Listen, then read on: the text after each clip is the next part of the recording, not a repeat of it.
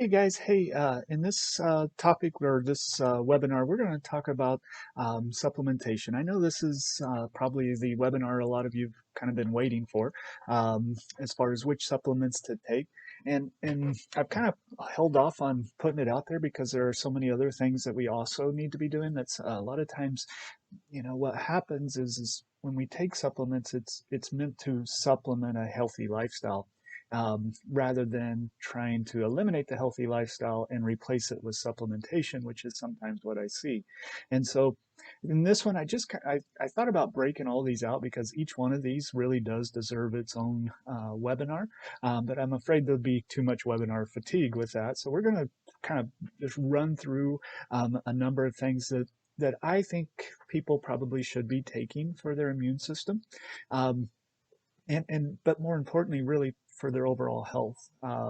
And so one of the supplements I would certainly recommend, top of my list, been the top of my list for since I've been in practice, really, because when we look at the research, we know that pretty much everybody is deficient in it, and that's the thing with supplementation, right?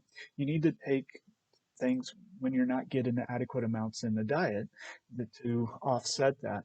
Um, and so the number one thing I would recommend is a fish oil. Um, the research really is that we just are so bombarded with bad fats, and we don't get enough good fats in our diets, and that really pushes us towards a pro-inflammatory pathway. And if you remember our lectures at the beginning of this, we're on inflammation, right, as being one of the big factors for our immune function and our immune health. And one of the ways that we can start to dial back some of that inflammation is with fish oil. Again, this one I could certainly do a full 3 hour lecture on, but I am going to recommend, just like I said, kind of fly through these. And so I'm recommending that you take fish oil. The other couple of other things I'd recommend, vitamin D. The research on vitamin D is pretty much so overwhelming that it shouldn't even be controversial, right?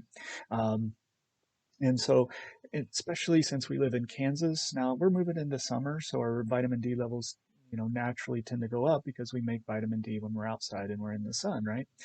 But if we're wearing a lot of sunscreen, we're trying to protect our skin from skin cancers and things like that, we may still be deficient in vitamin D. And I know during the winter we become very deficient. And so, uh, taking a vitamin D. Now, how much do you need? It depends. That's where labs come in. Um, and you can run those labs with a pretty standard lab draw. One of the new tests that's come out that I'm going to go ahead and talk about real quick is a micronutrient panel that we can run through a company that we use. This test used to be about $1,500. They brought the price way down. It's about $300 now, and it's a really good test. It tests pretty much all the vitamins and minerals and amino acids that the body uh, needs through the diet to kind of figure out where we might be missing the mark at or where we need to improve at. And so that's a valuable test as well. But just get your vitamin D levels checked. Find out where you are, and then start supplementing from there. Um, the third one that I'm going to recommend for most people is a probiotic. Um, Again, this one, um, most of our immune system lives around our gut, right? And so we need a healthy gut. And the thing is we just don't eat enough fermented foods. We're not exposed to enough um, uh, dirt and probiotics and things like that as what we need. And so unfortunately, I do think most people need to supplement in that area, and that's kind of where the probiotic comes in. I've done lectures on probiotics in the past. I invite you to go check those out, but that's one that I think pretty much most people across the board need. And those are really my big three. Um, from there, if we want to get a little bit more um, specialized or maybe a little bit more focused. Vitamin C, always the top of the list when we talk about immune function. It's a great antioxidant, helps on the inflammation side, but also helps drive immune response and immune uh, function there. Um, Again, depending on diet, how much fruit are you getting in there, how many vegetables, those kinds of things. But vitamin C supplementation, for the most part, is relatively inexpensive and pretty darn safe. And so, It's one that I certainly don't have any trouble with people taking. Uh, for immune health, zinc is one of those that can be helpful. Now, you don't want to get too much of it, as it can start to interfere with other minerals like um, uh, iodine and things like that we need for thyroid function. So, you don't want to go crazy with it, but you need enough.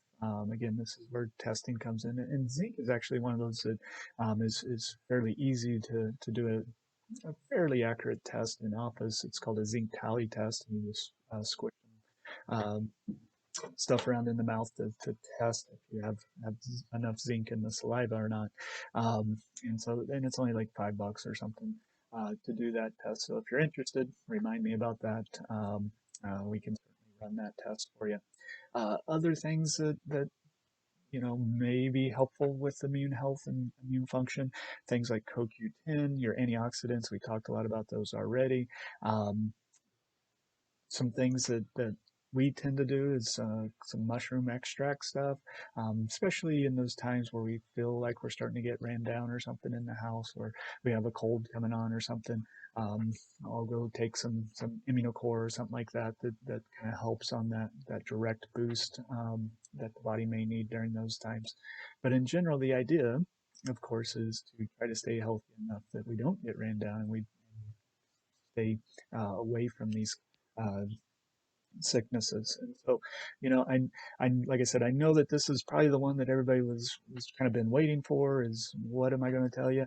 What am I going to take for my immune system? Because we all want to do something, right? And that's great. Do a lot of the things we already talked about, and then come down to the supplementation side of it.